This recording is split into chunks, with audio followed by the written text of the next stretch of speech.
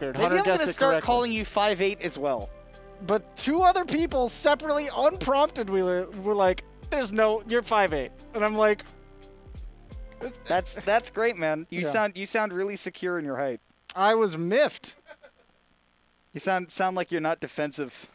Yeah. It's just the fact that it's I'm come short up more and than I'm okay once. with it. I'm shaped like Big Chungus, and that's all right. I'm not even tall. We got a match. We should talk about that probably. Yeah, so it's go time, baby. Ooh, and we're rocking the Zombear tag. Oh, that's also a good one. With the recognition of Zomba. Of the incredible run that Zomba had at Smash World Tour this week. Atomic said, I was taking notes, and I'm here to show you what I've learned. Some might call the run big. Just like Rob. Just like Rob. Big character, big run.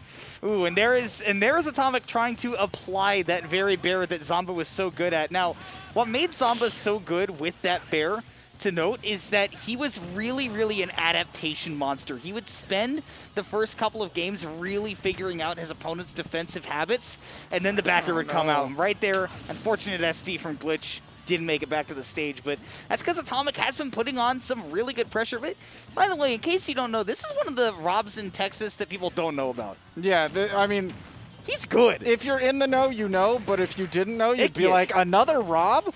Yeah. Another Rob in Texas? Who's this guy? Who's this one? This guy is potentially... There's many of them. This guy is potentially the 2nd or 3rd best Rob in Texas. Yeah, he's definitely up there. Yeah, and that, very good. That means a lot, because there's like at least 2 Robs per sub-region in Texas. And yeah, true. There's like multiple sub-regions per major city. Mm-hmm. So... You know. That's the kind of caliber of guy that you're dealing with. And in particular, what Atomic always seems to do so well is just sort of establish a zone and say, this belongs to me. Ooh, I love that. Yeah, I love this. Now, Glitch, on the other hand, with the Terry, did have some time struggling to get in. Weirdly, I think he's having a better time getting in on Atomic when he's in the air, and that was a very demonstrative. Oh! Yeah, that's the Zombear. He used the... True. He did use the invincibility on that up special to kind of box against what normally is a really safe nair. Mm-hmm. Well, in that case, Atomic was just kind of hovering. He was kind of hovering too, yeah. But it's like, you can threaten the nair all you want. I don't care. I'm flying through whatever you throw at me. I'm ready. The rising tackle. Mm-hmm. He's got to rise to the occasion now on the last stock, and Atomic, he is not afraid to hunt for that back air. He knows how devastating it can be. Great catch on the jump. This should be dead. Okay, there we go. Yeah, I was going to say, that power dunk looked unreasonably laggy. The follow-up was the light one that was not quite so laggy. But you got to mix in some of those sometimes, honestly. Make them think you got some end lag. Man, I love that from Glitch, though, coming off the ledge, just parrying that back air and kind of catching on to Atomic's timing with those. Kind of the reverse of that adaptation I was talking earlier. Now, Glitch is the one catching on, and with Go Mode active, look, anything is possible. Anything is possible. The world is your oyster.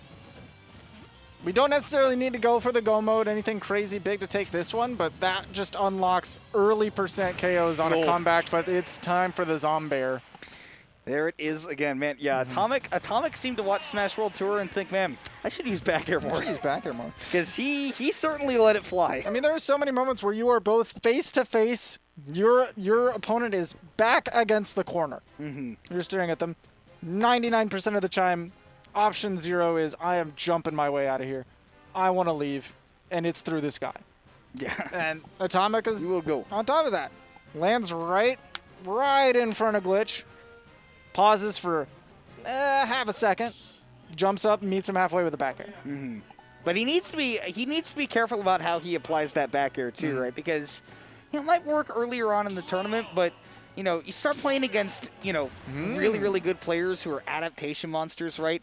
They're going to start catching on to those timings and those placements of that back airs. I mean, we even saw from Glitch earlier, right? Parried one of those back airs coming off the ledge, had the timing down pat. You've got to be really careful in how you apply those big moves, because if you throw the haymakers too often, eventually people are going to start blocking them. Now we have to. Oh! I can't believe that's still spiked. Yeah, that move is active for 12 years. I was going to say, you got to mention the adaptation of picking a different character on the character select screen. Let's go Mario. However, not starting off so hot. Yeah, and it's not exactly like it was Mario's fault either. It's just you got to be able to put yourself in the right positions against Rob because, I mean, that's where he thrives. In particular places, I think you get some of blown it, up. some of it definitely seems like it might be uncomfortability with the way that Mario moves in the air, because typically he doesn't really actually have to commit much to his jump or his air dodge like that to just drift in a situation to get back to ledge, whereas he committed fully a couple of times now to directional air dodges that make Mario so much easier to deal with, where typically like his jump is great, his up B is great.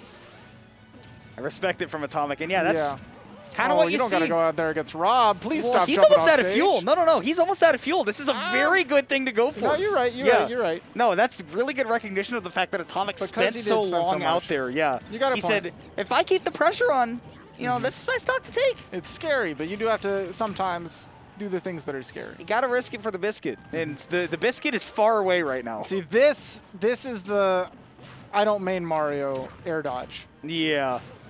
I mean, Mario, like you're saying. That's a very rough position to be in, because typically you can drift and make it really ambiguous, and you have that invincibility on startup of the up B where you can kind of wait until they get a little bit too close and then, you know, pull the trigger early.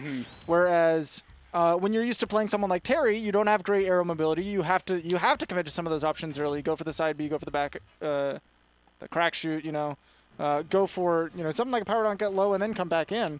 But when you swap like that to a character who has no mobility versus a ton of air mobility, you can kind of see it, right? Where he went for the early commitment to the directional air dodge, came rather quick. Where you pick an option early and you can be